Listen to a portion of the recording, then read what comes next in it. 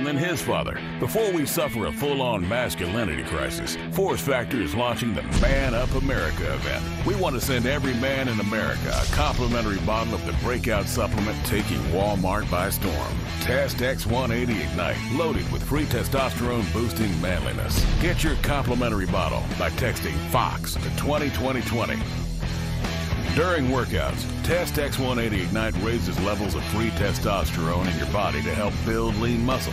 Plus, it helps burn fat, fuel desire, and improve performance. Now you can continue to feel like the real men that made this country great. Do yourself a favor. Do America a favor. Text FOX to 202020 for your complimentary bottle. That's a complimentary bottle by texting FOX to 202020. Attention blood clot filter patients. Surgically implanted blood clot filters are potentially life-threatening. Some filters are prone to breaking, resulting in pieces of the filter moving through the body and causing internal bleeding. If you had surgery to implant a blood clot filter, you may be entitled to a cash award. People who haven't suffered side effects yet may also be at risk. Call now, 800-590-5249. You may be entitled to a cash award. Call 800-590-5249. That's 800-590-5249. More than ever, we need Fox Nation from the brand you trust. Exclusive content, access, and experiences. Some of us you know well, and some of us you're going to get to know better. Find out more at foxnation.com. Fox Nation, opinion done right. Well, like gravity, the Russia investigation is eternal. A fact of physics in Washington. It's a constant force in our lives that apparently will never go away. We're powerless in its face. Just because we were all distracted by Brett Kavanaugh for a month doesn't mean that Russia is no longer being investigated, and we shouldn't be very afraid about how they hacked our election. Well, Fox News can now report that in 2016, Michael Sussman, he was a top lawyer with the DNC and the Hillary Clinton campaign, contacted the FBI and provided Russia-related documents. Those documents were turned over just as the Bureau was preparing a surveillance warrant against Carter Page. At the moment, the Obama administration was spying on his political opponents. Tom Fitton is the president of Judicial Watch, and he joins us tonight. Tom, thank you for coming on. Tell us what this means exactly. Well, it brings the collusion story. Look, the Perkins Coie, the law firm, was a cutout originally for the Clinton operation to pay Fusion GPS. And I guess after a while they said, well, why pretend anymore? Let's just deal directly with our friends in the Obama FBI to target President Trump. And, you know, it's just another piece of evidence of the collusion between the Obama camp and the Clinton camp. And there's no evidence coming out of collusion between Trump and Russia. All the evidence is that we were using the FBI to launder political garbage as an excuse to target President Trump. And the question I have always is, what is Robert Mueller doing with this material? Is he using this Clinton campaign material to target Trump as well?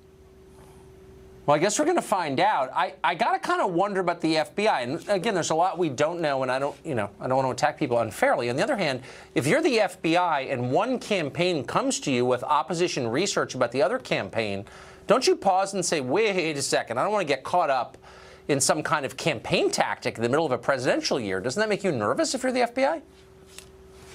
It ought to. Look, there's no good reason for the general counsel of the FBI to be meeting with a top lawyer for the Democratic National Committee and the Hillary Clinton campaign. The meeting itself was unusual, and the fact that there was allegedly transfer of information about Donald Trump and Russia. And we know the information that generally had been being pushed by the Clinton operation was really stuff made up by Russia intelligence to mess with Donald Trump.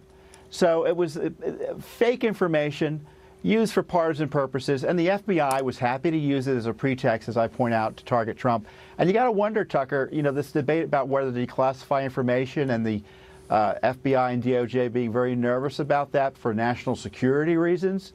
Well, I suspect this is why they're nervous, because this is the type of information that would come out as a result of a transparency initiative by President Trump. Just to clarify, nervous about damage to their own reputation, you're saying? Well, and worse. Look, if you're misusing your office for political purposes as government officials, in the real world or the non-Washington, D.C. world, you'd be subject to prosecution.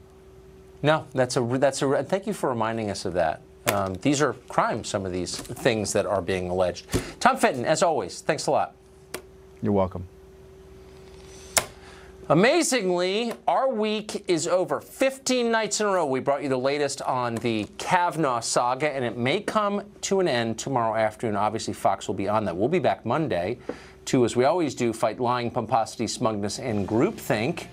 By the way, if you want to help us knock Bob Woodward off the top of the bestseller list, be sure to check out a book called Ship of Fools. It's on shipoffoolsbook.com, and grab a copy. That would be a statement, wouldn't it? Maybe a statement worth sending. Thanks again for a great week. We're looking forward to seeing you on Monday.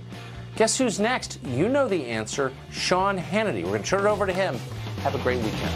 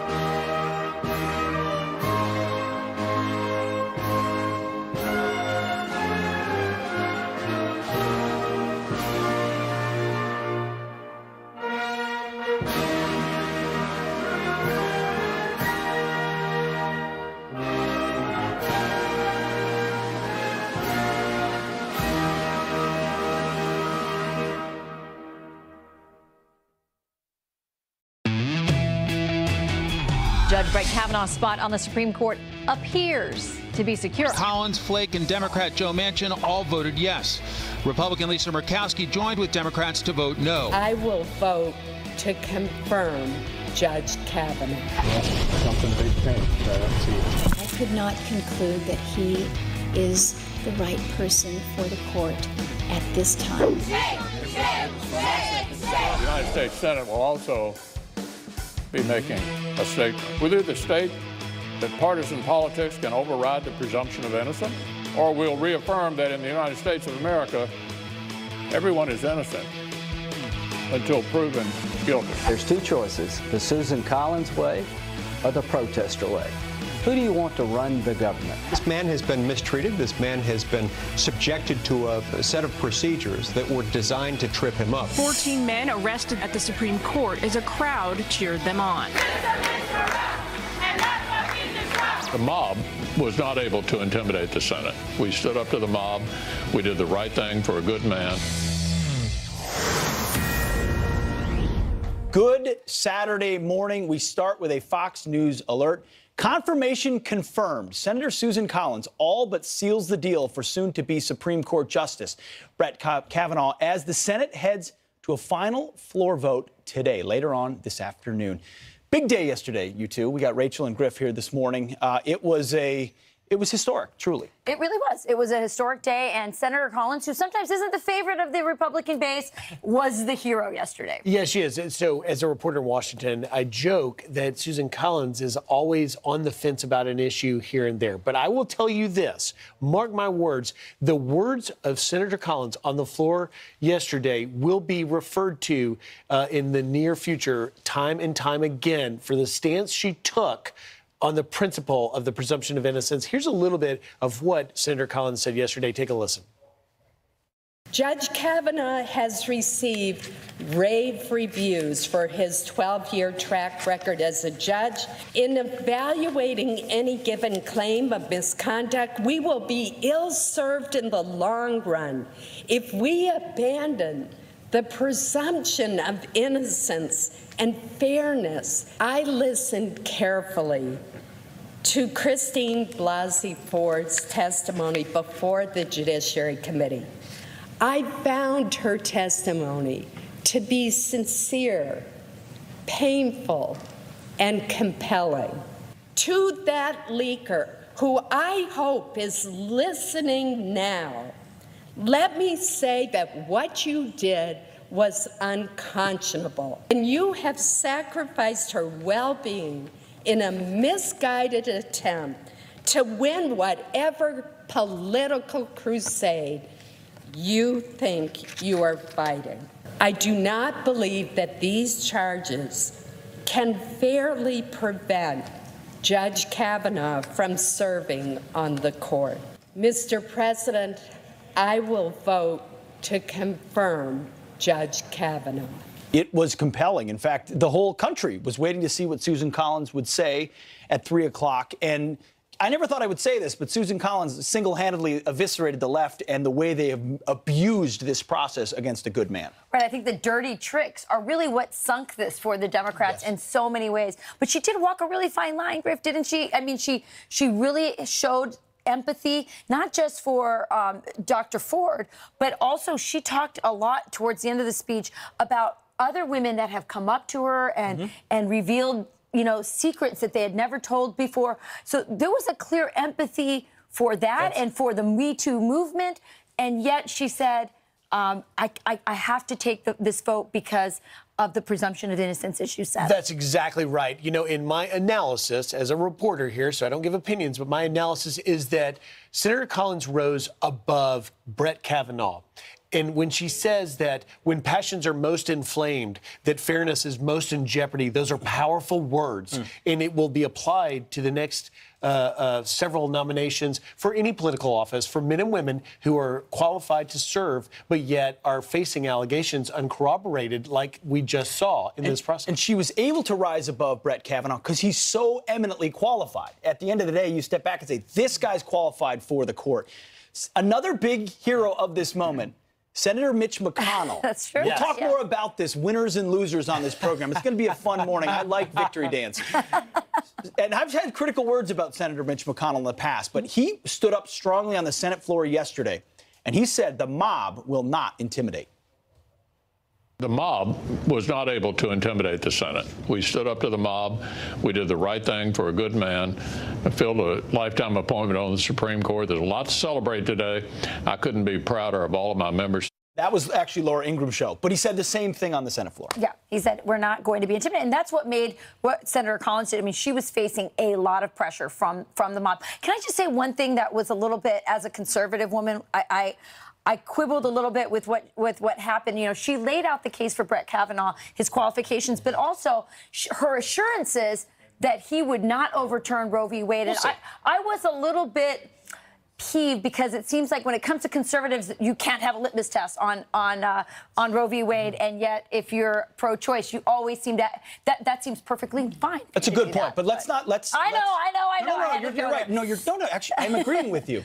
Let's not miss the historic moment of this. This will be today when the vote happens, the first solid, more or less solid 5-4 conservative majority on the Supreme Court I've certainly seen in my lifetime. Yeah, absolutely. That's a win for the Second Amendment. That's a win for free speech. That's a win for religious freedom. And that's a win for unborn babies. I don't know how that plays out. I agree. Big win for conservatives who voted for this president because they believed he could do this, from Neil Gorsuch to now Brett Kavanaugh. And that's why the mob is mad, by the way. Well, they are mad, and that's the whole thing. I spent all week covering the protesters. I'm in contact with them. The leader of the Women's March, Linda Sarsour. Were you intimidated? I was not intimidated. I stared it down. But they're not stopping. They're already going after Susan Collins. They're going after Mitch McConnell. They're going after President Trump. In fact, here's we got a tweet I think here. This is the Women's March. This is who Senator Collins is. Rape apologist. It's unbelievable. It's not when you know the depth of the left and what they're willing to do. See, not only did Trump win, the Democrats may have just lost the midterm. I mean, this is a gut punch to the left. They brought everything and the kitchen sink They're still going to bring it, by the way. They're going to try to impeach Brett Kavanaugh if they were to win in the midterms. We are going to see today, we're going to see in just a matter of hours, the same protesters that were in the Hart Senate building in that atrium, they're going to be there again today. They're texting me all last night saying, we're going to be out there, we're going to get arrested again, but it's going to be good. It's Jerry Nadler. Fill it up. Fill those jails up. Get arrested. Love it. Have fun. Well, Jerry Nadler in the House of Representatives, if the House is taken over by the Democrats, he will become the Judiciary Chairman. He says that he is going to pursue an investigation into Kavanaugh, which is weird because let's do it again. The House doesn't have advice and consent on the Supreme Court.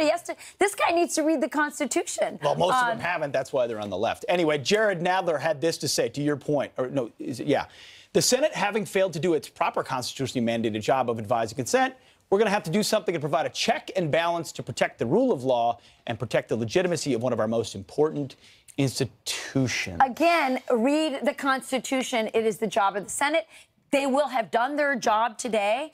And this is another case of the left not accepting the results of an election and now of potentially a confirmation. That is a great point. The job of the Senate is to advise and consent as laid out in the Constitution. Yes. And that is what Collins is saying. That was the function that they served.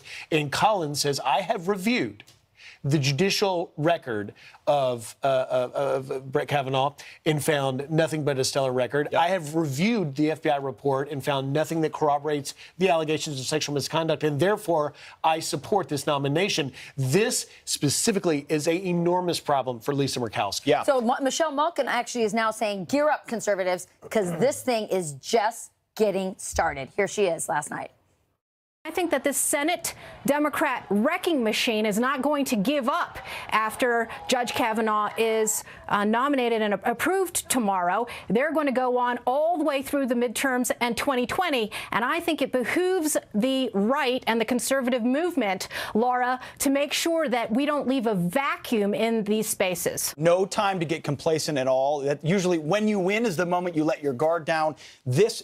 I think the Kavanaugh effect, though, still permanent, still important for Republicans who saw what the left would do if they get power. Absolutely. They will turn the Washington, D.C. into a zoo. They'll yell about the rule of law and circumvent rule of law in the process.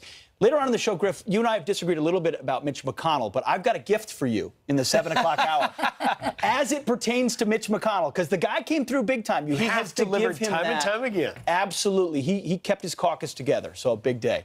All right, well, moving on as well, the Trump administration celebrating a huge political victory. Senators are expected to confirm Judge Brett Kavanaugh today as the president hits the road for a rally in Kansas. And Kevin Corke is live in our nation's capital with reaction from the White House. Kevin, what do they have to say? Well, good morning, guys. Cautious optimism is certainly the order of the day. Assuming no last-minute defections, Judge Kavanaugh will be confirmed for the Supreme Court later this afternoon. Let me take you to Twitter and share just a bit of what the White House was saying about it. The president saying he was very proud of the U.S. Senate for voting yes to advance the nomination of Judge Brett Kavanaugh. Interesting personal note from Sarah Sanders. She was also on Twitter. She said, "Thank you, Senator Collins, for standing by your convictions and doing the right thing to confirm Judge Kavanaugh." Of course, this following yesterday's dramatic speech by the Maine GOP senator in defense of Kavanaugh's bid and amid ferocious opposition on the Hill, as you heard Griff mention there. In fact, it was something that South Carolina GOP Senator Lindsey Graham noted last night.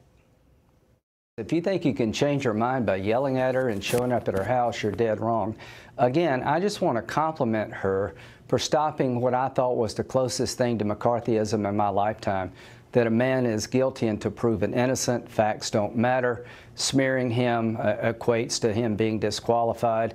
She stood pretty tall. The best thing it happened. Okay, as for the key votes on Capitol Hill, as you see there, Flake presumed will be a yes. Murkowski, interesting, she's going to say no, but she wants to go down in the record